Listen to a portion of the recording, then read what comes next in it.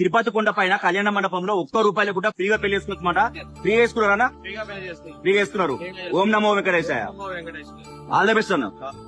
అవును, మీరు ఇన్న నిజమే అండి. ₹1 లేకుండా తిరుపతి కొండ పైన కళ్యాణ మండపంలో పెళ్లి చేసుకోవచ్చు అనమాట. ఫ్రీగా పెళ్లి చేసుకోవచ్చు. మీరు ఏ రోజైతే పెళ్లి చేసుకోవాలనుకుంటారో 3 రోజుల ముందు ఆన్లైన్ అప్లై చేసుకోవచ్చు. మాక్సిమం 90 డేస్ ముందు కూడా అప్లై చేసుకోవచ్చు. వెబ్సైట్ డీటెయిల్ డిస్ప్లే ఇస్తున్నా. ఇక్కడ మీరు పెళ్లి చేసుకుంటే మండపము, పురోహితుడు, మేళం అన్ని ఫ్రీ అండి.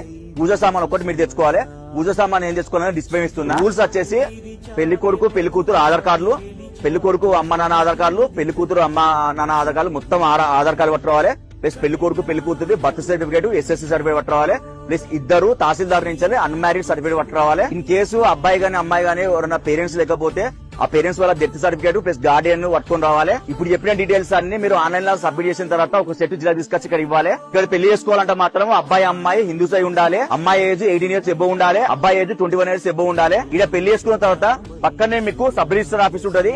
అక్కడ పైసలు కట్టి మీరు మ్యారేజ్ సర్టిఫికేట్ తీసుకోవచ్చు. పెళ్లి అయిపోయిన తర్వాత మ్యారేజ్ కపుల్ కి వాళ్ళ అమ్మ నాన్నకి మొత్తం 6 మందికి ₹300 దర్శనం ఫ్రీ అనమాట. 6 లడ్డులు కూడా ఫ్రీ. తిరుమల కొండ పైన పెళ్లి చేసుకోవాలంటే అదృష్టం ఉండాలండి నిజంగా. ప్లస్ టీడీ వాళ్ళు కూడా చాలా అంటే చాలా గ్రేట్ అండి. ఎందుకంటే ఇక్కడ రోజు కొన్ని వేల పెళ్లి అయితే ఫ్రీగా ₹1 కూడా ఫ్రీగా పెళ్లి చేసుకోవచ్చు.